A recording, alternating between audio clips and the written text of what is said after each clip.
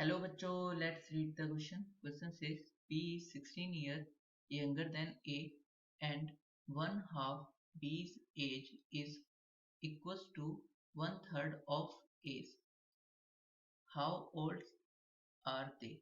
इस क्वेश्चन को करते हैं हम। तो इस क्वेश्चन में हमसे ये कह रहा है कि B जो है वो A से 16 ईयर यंगर है। तो नाउ हम इसको लिख लेते हैं। तो हम A की जो एज है वो x सेलेक्ट कर लेते हैं और b की एज जो है वो y सेलेक्ट कर लेते हैं। Suppose the age of a is x and x year and age of b is y year। Now अब हम क्या करते हैं कि इसमें अकॉर्डिंग टू क्वेश्चन जो ए की एज है, जो बी है वो यंगर है किससे, ए से 16 ईयर ओल्ड। तो x equals to y plus 16 हो जाएगा। मतलब जो बी है वो छोटा है ए से 16 साल, 16 ईयर।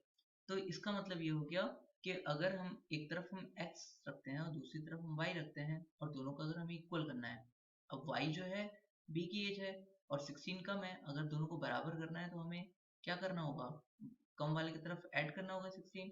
हम एग्जांपल से समझ लेते हैं। अगर ये तराजू है और कुछ इस तरीके का, और नाउ यहाँ पर अगर एक तरफ 5 kg है और एक तरफ 3 kg है, तो दोनों को बराबर करने के लिए हमें कम की तरफ ऐड करना होगा जिस तरफ कम है।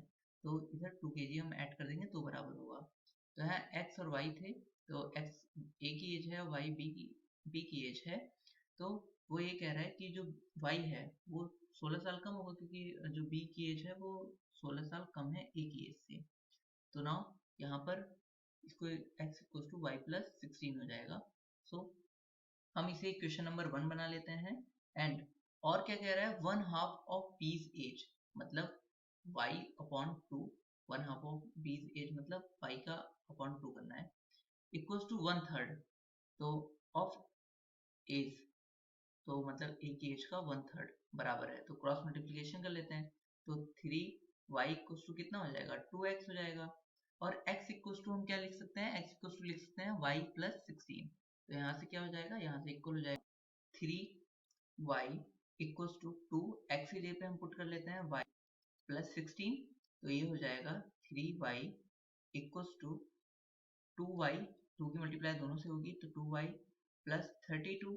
अब y जो है इस तरफ आ जाएगा तो इधर प्लस का, इधर आके माइनस का हो जाएगा। तो यहाँ पर ये हो जाएगा 3y minus 2y equals to 32, और यहाँ पे बचेगा y इक्वल्स टू 32। 3y में से 2y गया 32, तो मतलब y की एज कितनी आ गई, 32 ईयर। मतलब b की एज जो आ गई 32 ईयर आ गई।